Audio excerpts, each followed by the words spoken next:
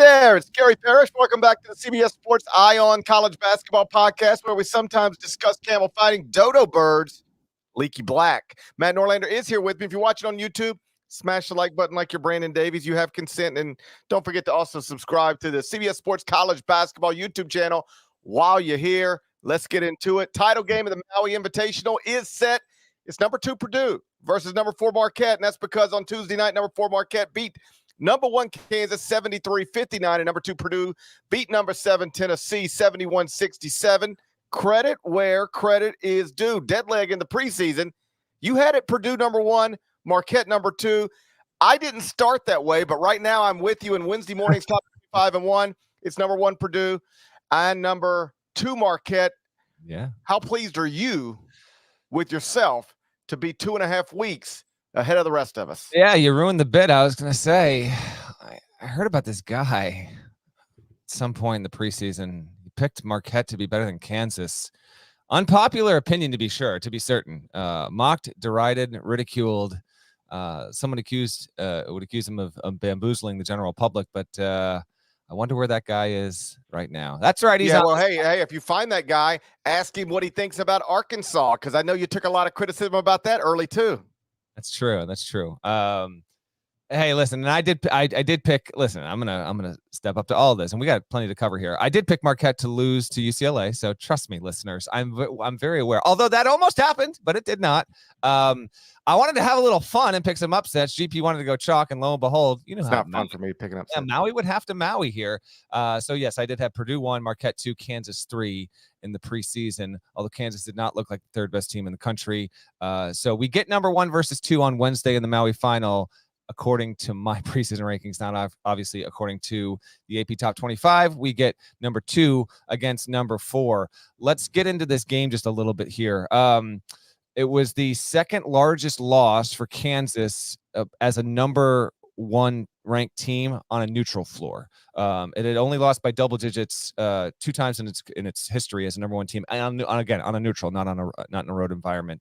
For Marquette, it's its 3rd win over a number 1 team in its history. The previous one was in 2017 against Nova, and then the first one came famously in the 2003 NCAA tournament, Dwayne Wade having a triple-double against number 1 Kentucky.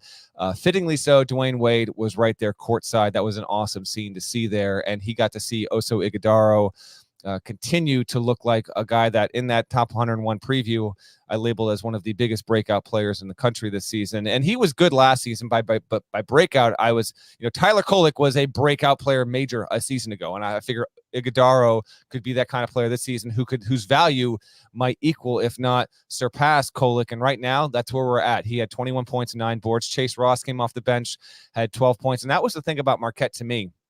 And we will get to this, to the shotgun Bill Self stuff. We have to get to that. But in terms of the game and how it played out, David Joplin had a huge game the night before to help him beat UCLA. Joplin in this one, just 2 points. Kolek had 6 points in 33 minutes, and he was just okay. Had just as many assists as turnovers, 4 to a side there. The defense was tremendous. And watching the flow of the game, I mean, Marquette led for almost the entire game, period, GP. But Kansas's lack of depth, which has been brought up on the show earlier, was evident in this one. The shooting, it remains a concern, but Kevin McCullough, again, had a really good game.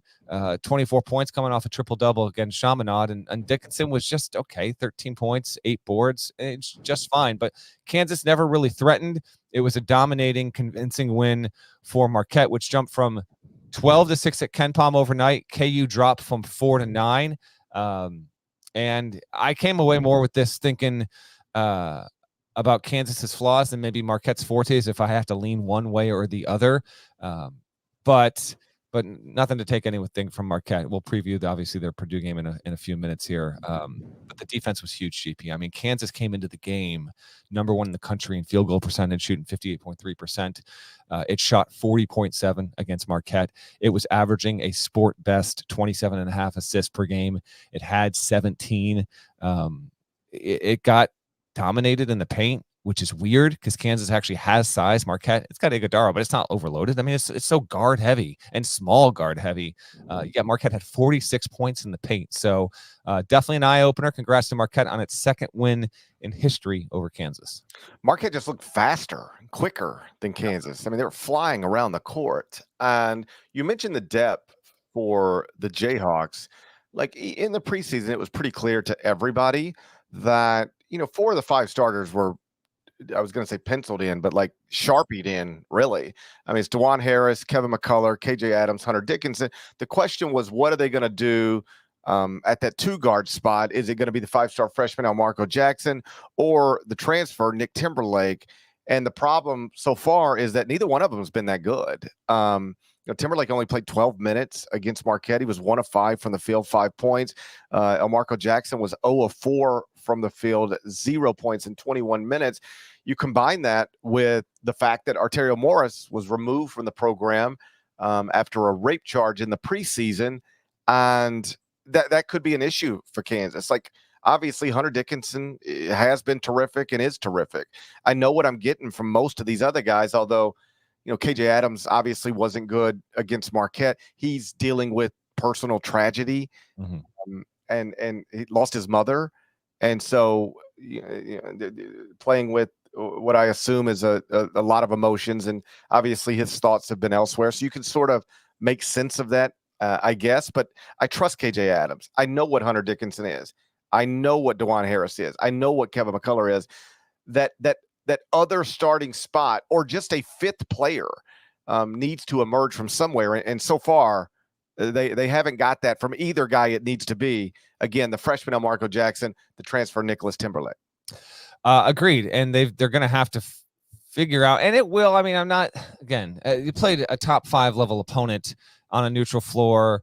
There's been some chatter coming out of that tournament that these, Maui famously has some very kind, generous rims. And these ones are, they're screwed in kind of tight there. And so the shooting all across the board has been kind of down a little bit.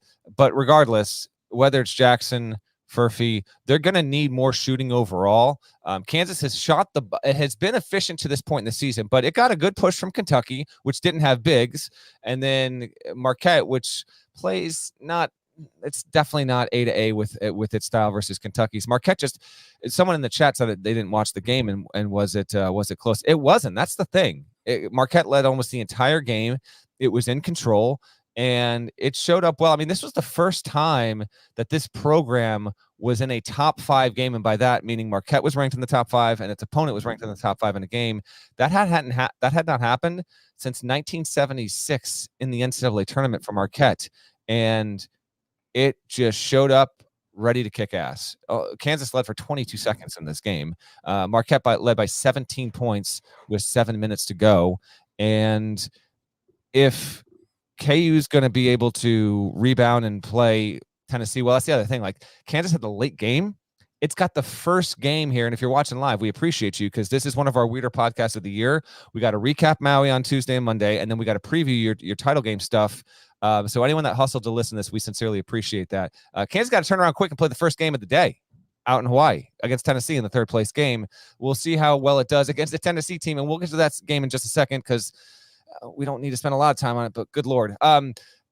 Tennessee and the way it plays, I have no idea what to expect in that game because of the quick turnaround, 3 games in 3 days, a lot of the factors impacting Kansas right now in general. I'm super intrigued to see what KU looks like against Tennessee. But for Marquette to get the win the way that it did, really, really impressive. And the latest signal that the Big East at the top is really good. Can we real quick talk about this tete-a-tete, this scuffle, this tiff that went down in the second half, or excuse me, end of the first half there? Because you seldom see this with coaches really having an issue with each other. And on the review, I actually, when they were showing it on television, I was trying to figure out what on earth happened. And then as the game went on, and then you really got that camera view from over the backboard, you could see McCullough hits a 3. If he doesn't say something to Shaka, he says something in front of Shaka. Shaka responds. Next thing you know, I mean, Shaka's got like, it's, first of all, I think Shaka said this. What you say, what you say, what you say, what? don't know what was going on. It seemed to explode out of nowhere. Credit to CJ Moore and Kristen Peak. CJ Moore, the Athletic, and Kristen Peak from Rivals. They are both on site. I'm going to give you a couple quotes, and GP, take it where you want to go. Per CJ Moore, Shaka said of McCullough, he's, quote, one of the best competitors I've coached against in a long time. He always just brought an edge that was different, and then he's always kind of enjoyed having a dialogue with me, end quote. The background of that is Shaka's familiar with him because of his time at Texas. McCullough, a longtime player in the Big 12, even predating his time at Kansas there. According to Peak, Shaka said that this whole thing started with a back and forth with McCullough, and then I got more from CJ Moore here, who was at the postgame presser. He quotes Bill Self. Bill Self was apparently asked about what Shaka said. So Marquette went first in the press conference, then Kansas came in. Self goes, quote, I doubt it was accurate, just so you know, and I don't even care. I'm not going to talk about it, but I guarantee it wasn't accurate, end quote. I got one more. This is from Shaka. This is about winning the game and the whole confrontation. It's different when you're not in that league with him.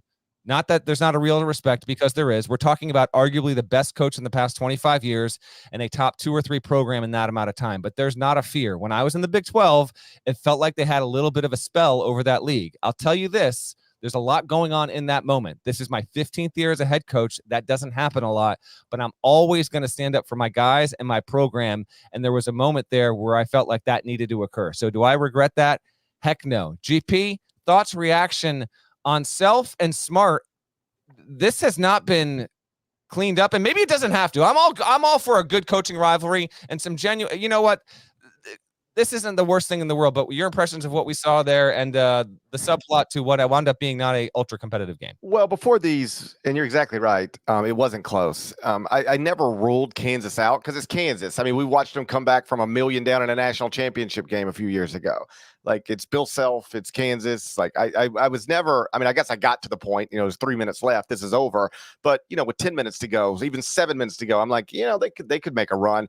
But it became increasingly clear, like, Marquette was just operating at a different level. Our friend Seth Davis, I think, tweeted last night, Kansas came to play a game, Marquette came to fight. Yeah. And there was a lot of, it looked that way. And I think you can actually trace that straight to, the incident, if it was an incident between Shaka, Kevin McCullough, and Bill Self. I don't know exactly what happened. I was sitting in a hotel room in New York, but you piece it together. I've seen enough of these types of things.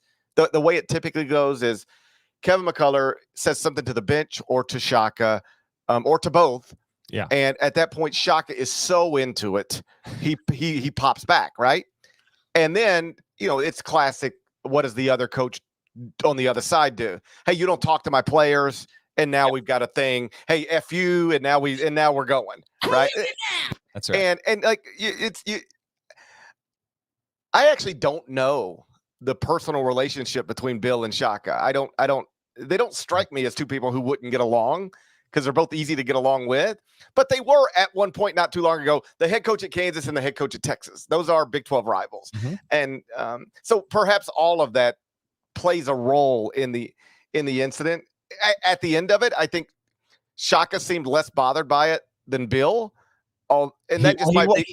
I don't know if you mean by the end of the exchange of the game, Shaka won the game, so I wouldn't understand. Yeah. No, by the end of by the time we get to post-game press conference, one of the guys is going, "Hey, it's no big deal." Yeah, and the other guy is going, "Hey, I don't know what Shaka told you, but I guarantee you it's not accurate." And I'm here for that. Let's go. Hey, I have no idea what the other guy told you, but just trust me when I tell you, there's no way it was the truth.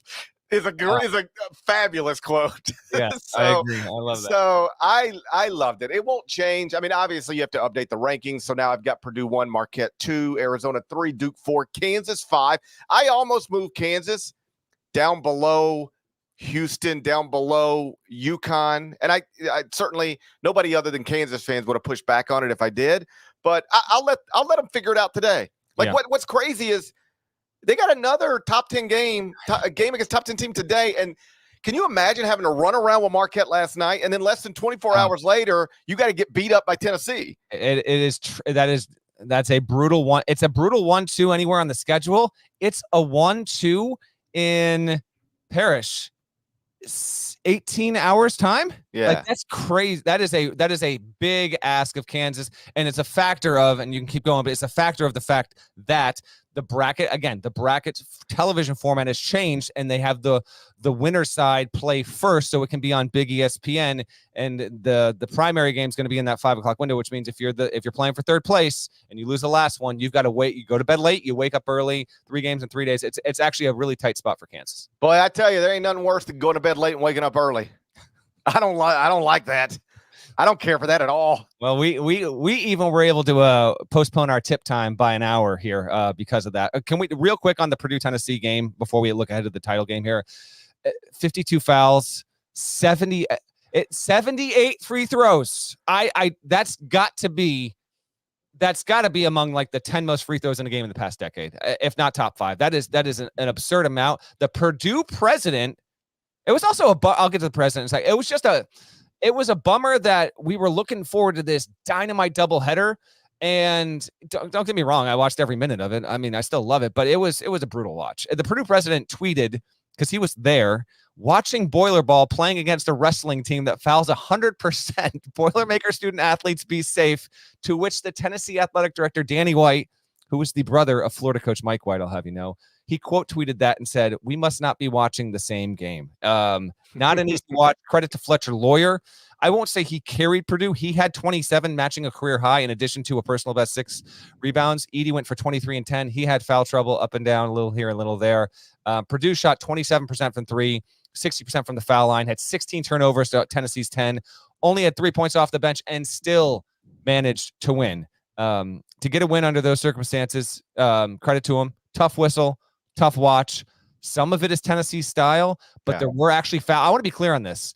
I'm not saying the officials did a terrible job, although both sides had issues with it and they didn't have a great game. Both sides were fouling. Tennessee obviously more frequently than Purdue was. But I mean, the Vols collapsed on Edey every time he got in the paint. I mean, it was instant. And for him to get 4 fouls with 9 minutes to go, Vescovi got his 4th with 7 and change. Owaka fouled out in a tie game. Jonas Adu fouled out, 64 all. Tennessee rallied, but it wasn't enough, unfortunately. Good on Purdue to get the win. I wonder what Tennessee's going to look like today against Kansas. It was wild. According to Purdue, 48 foul shots, the most they've had in a game since 95 when they shot 49 against TCU, Gary. I would assume Tennessee-Kansas is going to be ugly. A lot of the same stuff you just referenced, a lot of whistles, just not sharp. I mean, a top 10 team is going to come out of this thing 1-2. And I guess that's always the way this was going to go. Yeah. But like, somebody's a legitimate, how about this? All 4 teams that played in the Maui semifinals will be in the top 10 of the top 25 and 1 on Thanksgiving morning. I don't care what happens today. I'm not going to. So like Tennessee gets rolled by 15. Well, that's the thing. Okay, Tennessee loses by 30. I guess I'll punish them for that. But let's say Tennessee, Kansas play a competitive game. Kansas wins. I've got Tennessee at 10 right now. I'll keep Tennessee at 10. I won't punish them for losing a neutral site competitive game to a higher ranked team. And then obviously, I think as long as it's a close game, Marquette and Purdue are going to be 1-2. Again on Thursday morning in some order. Needless to say, the winner of that game in the championship of the Maui Invitational is going to be number 1 in the top 25 and 1. And I would assume number 1, a consensus number 1 in the AP poll when it updates on Monday. Because if Purdue wins today, Purdue's going to be 6-0 with wins over Marquette, Tennessee, Gonzaga, Xavier. It's going to have the best resume without question. It's not even close. 6-0 with 4. 6-0 with 3 wins over top 10 KenPom teams. That's what that would be if Purdue beats Marquette. And if Marquette beats Purdue, Marquette would be 6-0 with wins over Purdue, Kansas, Illinois, and UCLA. Without question, we'll have the best resume. Right. The winner of this, it's just not. It's not even close. It's not close because the loser is going to be. It's going to be within striking range, but it is going to be. And granted, 2.5 weeks in the season. This is called a seed line bump situation, without a doubt. Yes. So, and just on the subject of the top 25 and 1, somebody asked, how do I not have UCLA ranked? Oh, just wait till you see Wednesday morning's top 25 and 1. It has been filed but not published. UCLA does enter after a victory over Chaminade, but more than that, after a really competitive game against. Hey, UCLA played Marquette better than Kansas did. No question at all. They played well. They looked well. That UCLA Gonzaga, for the fellow hardcore diehards out there, that's a midnight Eastern tip tonight here on Wednesday. Oh, I can't wait for that one. That's a trip down memory lane back to the bubble. Yeah, with that, I'm absolutely ready for it. Before we break, real quick, Purdue Marquette. Let's have a little fun. Let's pick this game. I already know you have Purdue ranked higher, so you're going to pick Purdue to win. I've got a trivia time for you. Okay. If Shaka Smart wins with Marquette against Purdue, it will be the second time he has won a Maui championship. He just won it a couple of years ago with Texas when Texas beat Carolina at the buzzer. I think that was in Asheville, so it wasn't out in the Pacific because it was in COVID. Who are the other 6 coaches to win multiple Maui championships? Roy Williams. Correct. Jim Boeheim. Correct.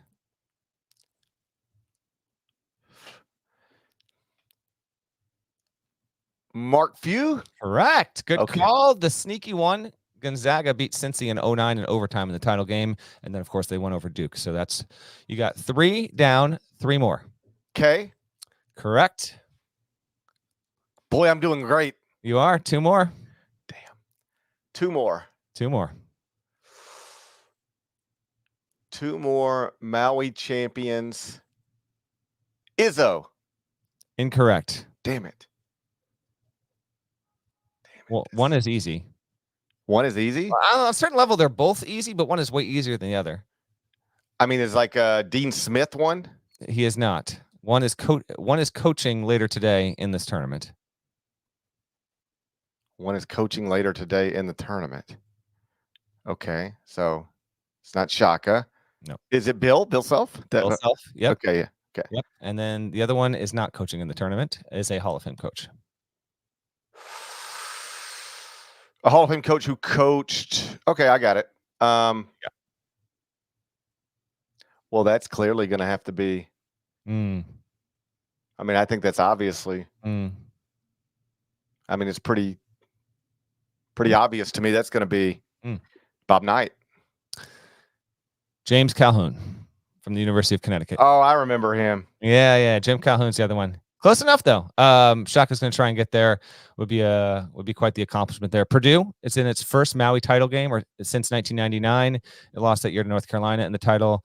Marquette is in its second Maui title game as well. Its other one was 2007. Marquette is going to try and become the first team since 2008 to beat the AP ranked number 1 and number 2 teams in consecutive games. Kansas did it in the Final Four against Carolina and Memphis. There hasn't been a team that's done that.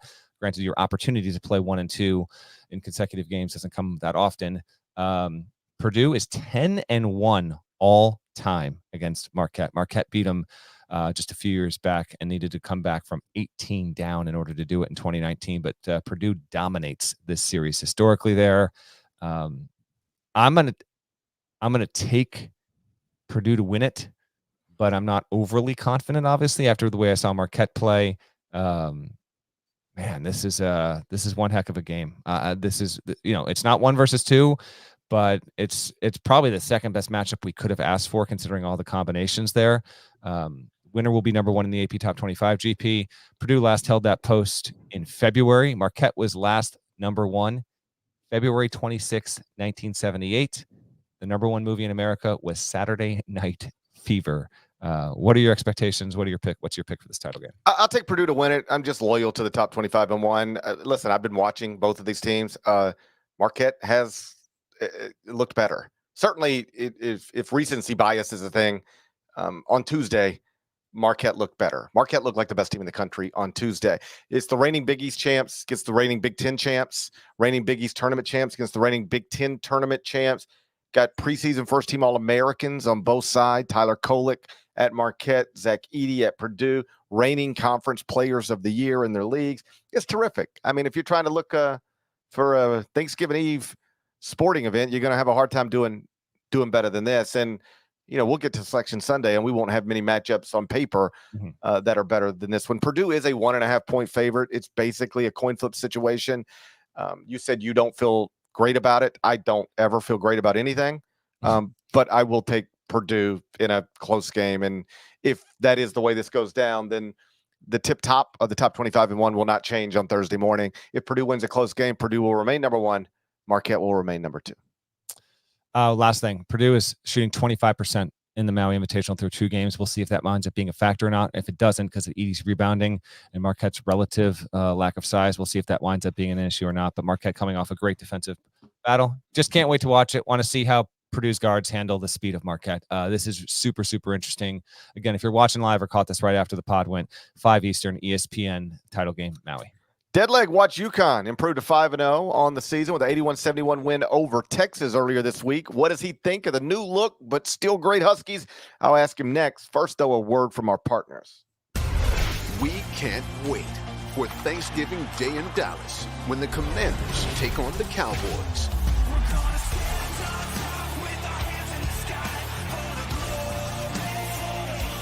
Thanksgiving Day, the NFL is on CBS and streaming on Paramount Plus. Hey, Leg, you watch UConn improve to 5-0 on the season. 81-71 victory over Texas earlier this week. That was inside the Garden. It's 22 straight non-league victories by double digits. Crazy streak.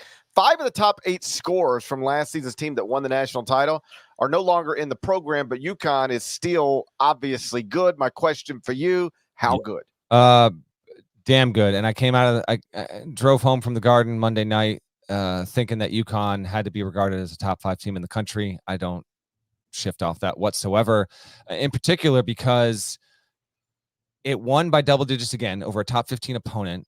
Klingon was just okay. It had, Hassan Diarra to come off the bench and be as impactful as he was. And then for the emergence, I don't know if Samson Johnson is going to be this year what Klingon was last year, but he is the rotation center. He is the center off the bench.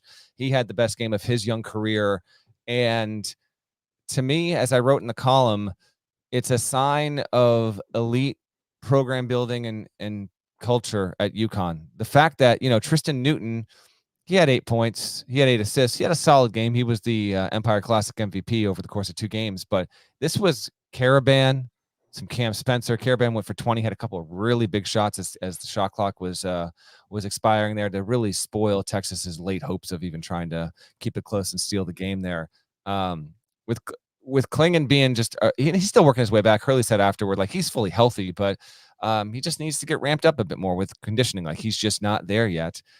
So you lost all the guys you lost last year, including the big 3 of Sonogo, Hawkins, and Jackson. Klingon doesn't play that well. You don't get like a studly performance from your point guard in Newton, but you get a lot from Caravan. Solomon Ball looks he's not statistically, he's not a major impact, but when you're watching the games, seeing how he plays, the energy he plays with, he's a vocal player, a really key piece.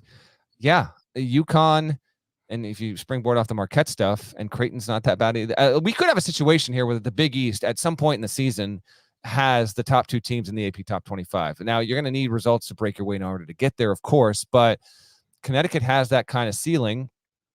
And I did tap the brakes on them in the preseason just because I just needed to see what they were going to be without those pieces that won a national championship. And lo and behold, and as I wrote, like, they haven't played multiple ranked teams yet. So we'll see. They got to go play at Kansas in a week and a half here, and what a damn great game that is. But they have passed the test right now, and with 22 straight, this is outrageous. 22 straight wins by double digits over non-conference opponents. They are 2 away from setting the record, and that's according to ESPN Stats and Information. So I'm going to obviously take that research house at their word. That's almost certainly going to happen because they've got Manhattan and then I think New Hampshire in the next 2. And those are at home. It would be stunning if UConn didn't win both those by double digits. They'll set a record. And I think it does actually mean something to Hurley. Our buddy Jeff Borzello asked Hurley a question in the presser, and he brought up the 22 number, and Hurley had actually admitted, he was like, we were trying to find it. We were wondering like how many we had and then what the record was. I think, it's not the biggest thing in the world, but it is something to play non-league foes. And every single time you're heading home, having won by 10 or more. I mean, UConn's beating opponents by more than 27 points on average this season. There's been some patsies in there. Don't get me wrong. Super impressed. Texas wasn't at full strength. UConn wasn't at full strength. Texas didn't have Dessou or Caden Shedrick, who had work on both the shoulders in the offseason. He just couldn't go back-to-back 2 straight days. I was talking with Rodney Terry about that afterward. But UConn didn't have Stephon Castle, who hopes to come back for that Kansas game. Credit to the Huskies. They look good. They're confident. They have enough motivation because they weren't projected as a widespread top 5 team heading into the season. And while I think the players and really the staff more than the players, they understand why that was, Hurley will use any kind of motivation whatsoever. And as I close the column with Parrish, it is obviously extremely hard to repeat in this sport. UConn, 7-8 months later, it has the makings to make that a real conversation. I don't know if it's better than Marquette right now. I don't know if it's better than Purdue, but it deserves to be on that list of national title contenders. What Hurley has been able to pull off is really impressive so far. And next time we'll see UConn in a game that matters. Again, as I mentioned, they're at Kansas on December 1. And in talking to Hurley afterward, he is extremely excited about just having the opportunity to play that kind of game and see where his team stacks up on the road. Everybody had Donovan Clingan projected as UConn's breakout star, and he still might be, but so far it's been Alex Carabin. 16.8 points, 6.2 rebounds in 29.4 minutes per game, shooting 60% from the field, 40.7% from 3. You mentioned it. He had at least 2 that I saw, like late shot clock jumpers. Like that's a real skill and a real advantage for a basketball team to have a guy who can create shots and make shots in late shot clock or end of half, end of game situations. And, he was hitting step backs and fall aways. He didn't look like a role player. He didn't look like a glue guy. He looked like somebody who could, be a star for a very good college basketball team. And he's been that so far this season. Last year, averaged 9.3 points per game. That was 4th on UConn's national championship team. He is now the leading scorer at UConn through 5 games, up 7.5 points per game, while basically playing the same number of minutes. So I agree with you. There is a chance we get to a point where a couple of Big East teams, whatever they are, could be Creighton. I mean, let's look, could be Creighton. But, Marquette, UConn, Creighton, some combination of those 3 could end up 1 and 2 in the AP poll. And I guess if you wanted to submit an AP ballot on Monday morning, Sunday night, that had it 2 Big East teams 1 and 2, you could do that. If Marquette beats Purdue, you could reasonably put UConn all the way up to 2 or number 1 if you wanted to. It won't be what the top 25 and 1 does, but it's totally reasonable. The tip top of the Big East off to a terrific start. UConn, Marquette, and Creighton at this moment all remain undefeated. Real quick news notes, and then we can get to the preview here. Elsewhere, Colorado ranked 18th, and this was on the air. GP watched you do the halftime and post game stuff. It got beat by Florida State in overtime on CBS Sports Network on Tuesday. Good on Florida State for getting a couple of wins down there in Daytona Beach. FSU has now won 14 straight overtime games. We talked about this on the show last year when it happened. The odds against this are infinitesimal, to repeat that bit in that segment from last season. So credit to Leonard Hamilton for getting a couple of good wins. I thought Colorado would win that little small MTE with ease. Didn't happen. FSU pulled it out in OT. That's a very big win for a Florida State team that got run out of the gym by Florida not so long ago. And then shot of the year so far, ECU won with a half-court heave. I don't know if you saw that. Yes, I'm sure you did because you did that. Yeah. You did the highlights there. Just an incredible shot there. They get the win over Kennesaw State. If you didn't catch it, Bobby Pettiford hit a prayer while they were losing, so I want to give a shout to them. And then one quick news note.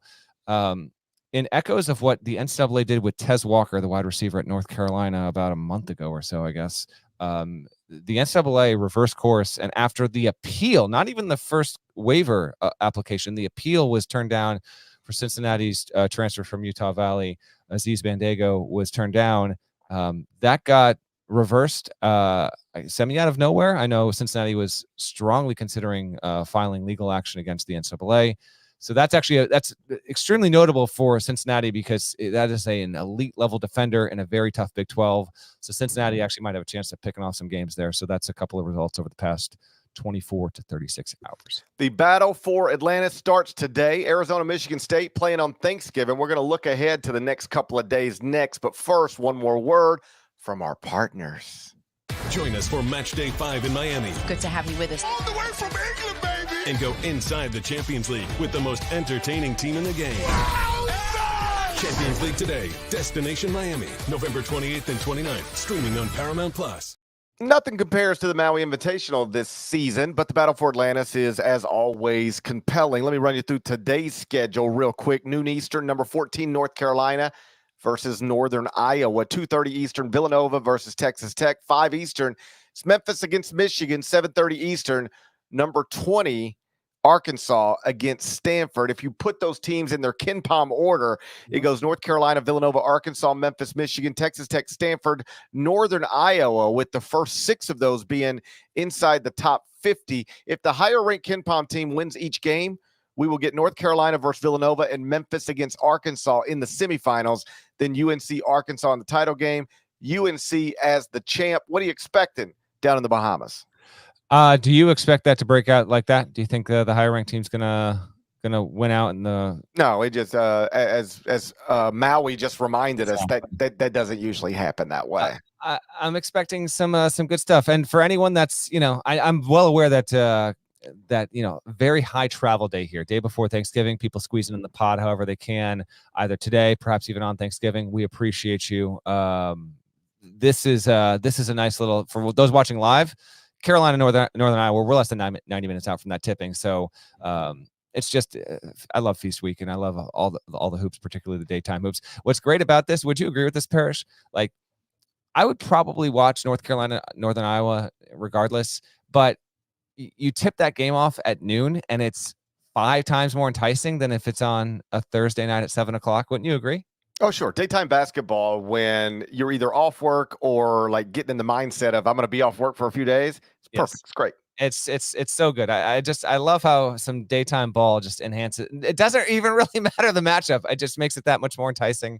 So Carolina, Northern Iowa. Well, it reminds us of championship week and the NCAA tournament and conference tournaments. Like we aren't used to weekday basketball except for like now and the postseason.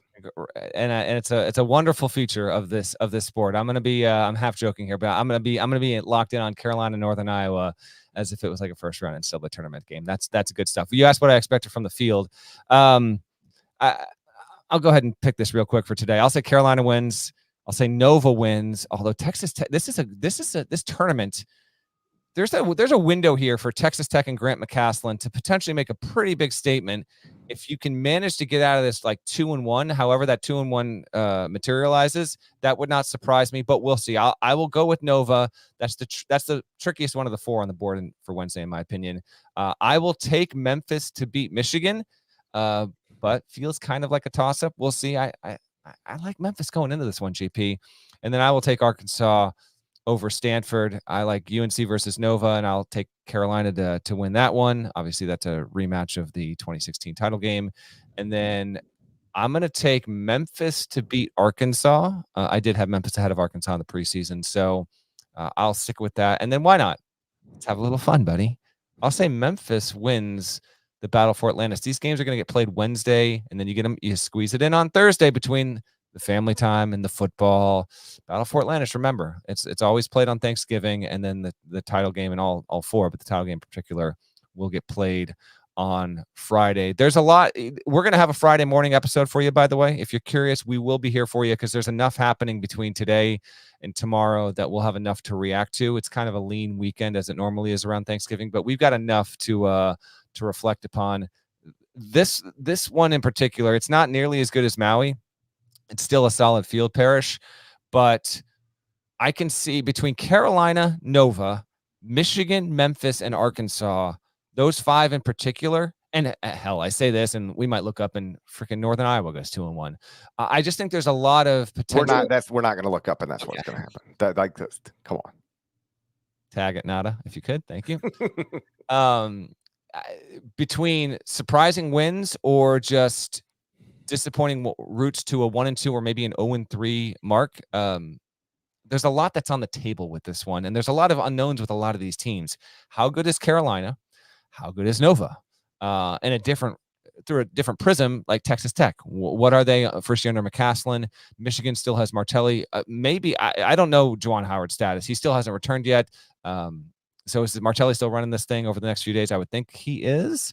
What are they going to look like after obviously a disappointing home defeat? Memphis just hasn't had a game on the big stage yet.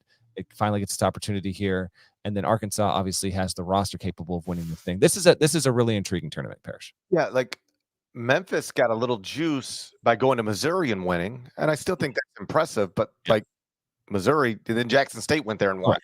Yes. All right, what does that mean? We'll find out. I mean, you'll know what you are over these next 3 days. You're picking Memphis to win the trophy. Hey, I am. Yeah. Like that, you're gonna mess around and end up on the Gary Parrish show. You keep talking like that, you're gonna end up on the Gary Parrish show. I just might. Well, why not? Why? I think Memphis has the ability to do it. Oh, they do. So good. We'll see. These feast week games and these tournaments sometimes have a way of providing a winner that isn't maybe you look at a bracket and you're like, oh, there's the strongest team, and oh, there's the second strongest team. Sometimes neither of those win it, and I will ride with Memphis. I don't know what trophy they get, by the way, for winning the battle for Atlantis. I feel like it's something completely ridiculous. I'm going to look it up right now because the only trophy I know is the battle for the bones. That's Memphis UAB. Yeah. They play for a trophy of ribs. It's the Yeah, best trophy.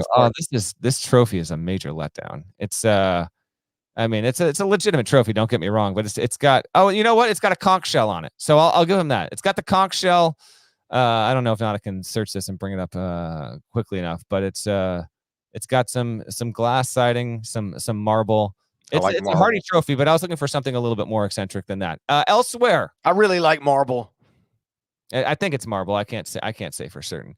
Elsewhere, I've long been considered a big marble fan. Have you? Yes. Long been considered, huh? Okay. Yes. Elsewhere, Michigan State, Arizona State, Acrisure Classic in Palm Springs, California. This is an MTE.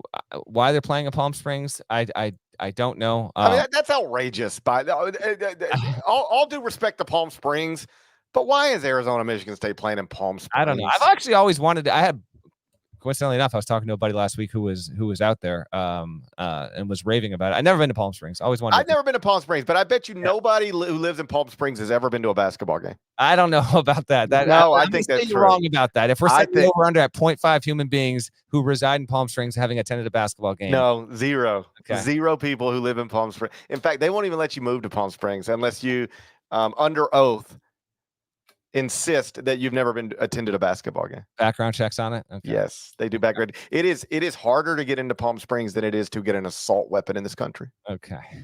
That's a fact. Arizona is 4th at Ken Palm, is 5-0. Obviously has the huge win over Duke. Remind our listeners, GP, you have Arizona ranked where? 3. Just one spot ahead of Duke at number 4. There we go. Michigan State is 3-2 with losses against James Madison and Duke. Here comes Arizona. Again, this is a Thanksgiving game. It is going to be at 4 Eastern on Fox. This game comes after Lions Packers on the football side, so it'll bleed in. It'll get a really good number because of that, obviously. But even before that, worth a peek on Wednesday night is Pitt against unbeaten Pitt against Florida at Barclays Center. That's worth watching alongside plenty of other stuff. So I would keep an eye on that. And then you got Michigan, Arizona on Thursday. Also on Thanksgiving, the ESPN Events Invitational gets going. The matchups there are Penn State A&M, FAU Butler, Iowa State VCU, and Boise State Virginia Tech. A&M's the best team in the field. I'm going to say it's going to win. But we'll see. Again, as GP mentioned on the previous show, we'll see what FAU can look like and how. Hey, real quick on Pitt. I sorted some data over at Bart Torvik. Give it to me. Take out all the preseason bias. Where do you think Pitt is at 5-0? 4-0. Pitt's 4-0. I'll say 17th. 11. How about that? They're credit to Pitt. Another team proving me wrong, and we'll see if they can show up well against a Gators team with some wait and see to it as well.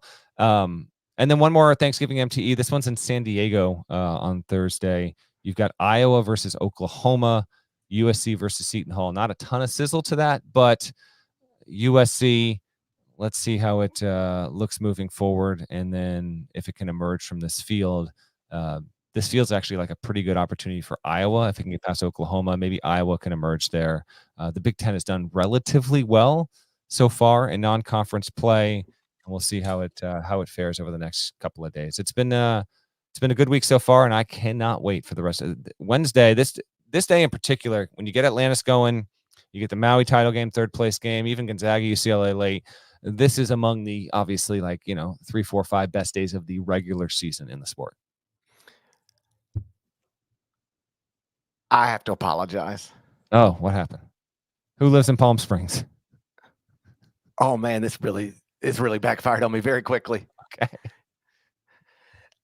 I made the point that I don't think anybody who lives in Palm Springs has ever attended a basketball game. I don't even know where this is going or who you're about to say. I got a text from Patrick Herbert, Wisconsin. Bo Ryan lives in Palm Springs. Oh, okay. And Bo Ryan has definitely attended basketball games. I, in fact, have attended basketball games that Bo Ryan coached in. Yeah, well, I've seen him there. I've seen him there with my own eyes. I tried to tell you. Which means Bo Ryan is the only person in Palm Springs who has ever attended a basketball game. He's the gatekeeper. Okay.